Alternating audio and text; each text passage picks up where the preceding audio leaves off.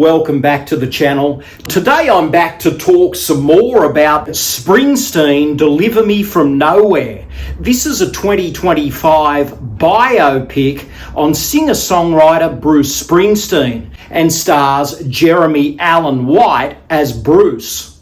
Deliver Me From Nowhere details Bruce Springsteen's journey as he crafts his 1982 album Nebraska. So with the Nebraska album, Bruce Springsteen is really doing some soul searching, and it takes him to different places. At one point there, he has Badlands with Martin Sheen and Sissy Spacek playing on an old TV set in the background, and watching parts of that troubling film almost sends Bruce on the trajectory to write the Nebraska album.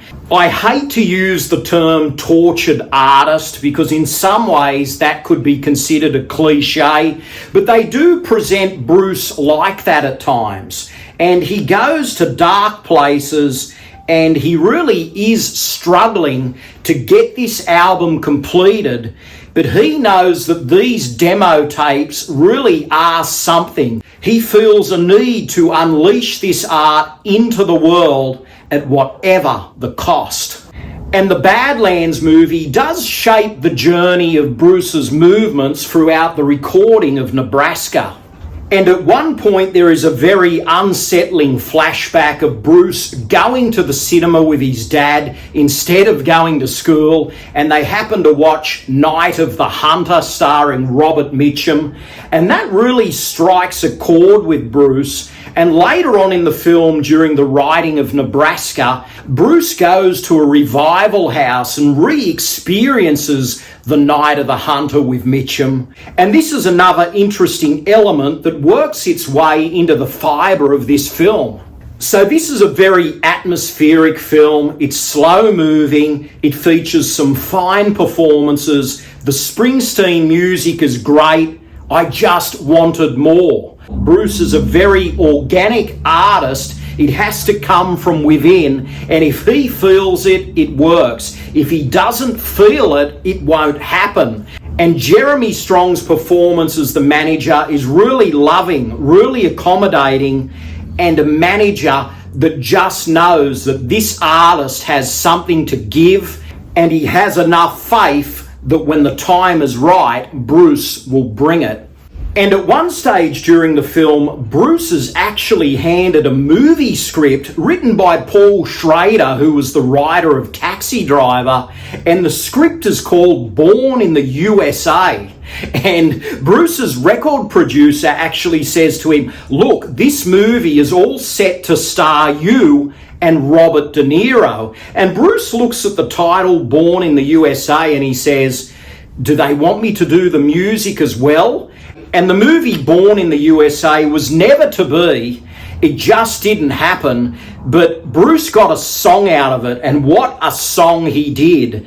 And for a brief moment in the film there, we do see him working on that track.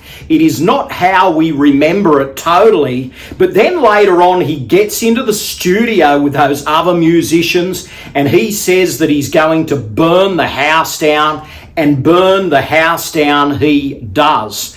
It is a moment in the film that is deeply powerful, it is exhilarating, it is everything that you would want watching Bruce cut Born in the USA. And I saw this in a cinema that was a super screen with amazing speakers, and that was a moment in the film that just soared. I absolutely loved it.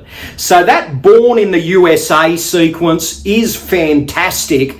The movie needed more moments like that. If only they had have looked at this piece of art, stepped back and thought, hang on a minute, we need to give the audience more. And if they had have given more at the end, this would have been a movie that was a stand up and cheer for Springsteen fans everywhere.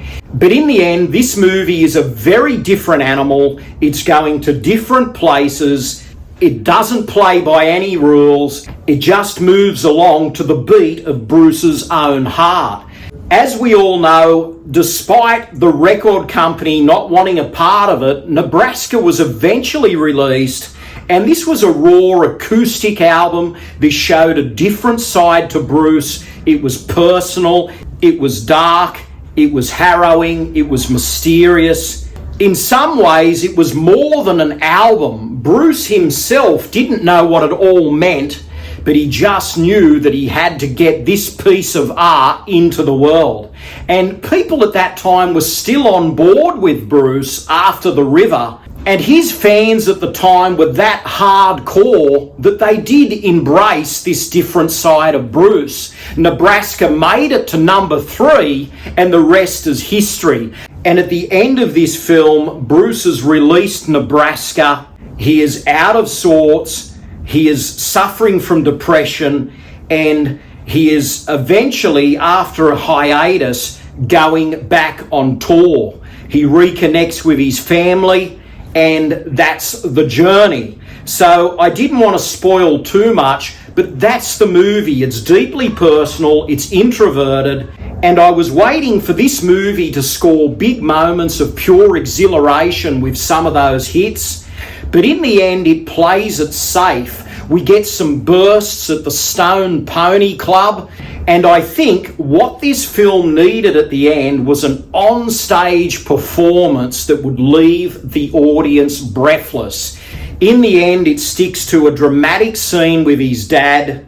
It's great, but we're talking about a singer here who has a fantastic catalogue of work, and all you had to do was pluck out one song, just one, from that early catalogue of his and play it out on stage to the hilt and get the cinema-paying audience behind you. So at the end of the day, I enjoyed certain parts of this film, but I did walk out right at the end feeling almost down in the dumps. And this movie is just not a flashy piece by any means. We have some really compelling character stuff with Bruce, but we just don't fire on all cylinders at the end. This is a guy that does 3-hour plus concerts. He's at home on stage. Give us a performance piece at the end that totally soars. It's okay to throw in a moment that is deeply personal to Bruce and his family, and that is a payoff for the narrative. But what it needed to do is give back to his fans.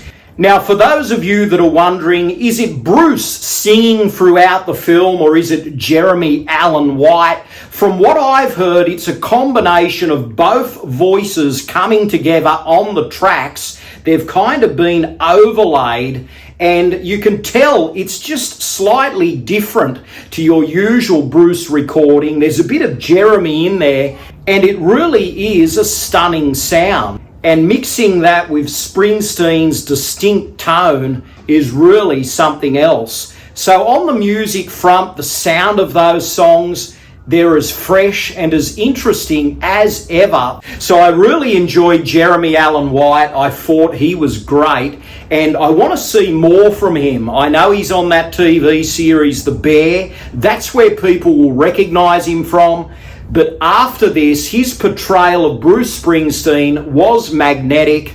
Who knows, maybe if this film's a success, they could give us another Springsteen film that chronicles the Born in the USA album and some of those bigger hits. But for some, that may be just all elation and not enough soul. So Springsteen, Deliver Me From Nowhere, I'd like to give it a passing grade, but it just won't satisfy all audiences, and that's unfortunate. And if you've seen this Springsteen film, please share your thoughts in the comments below. Tell me, did it live up to expectations or did it fall short? Anyway, thanks for watching, and I'll see you all again very soon.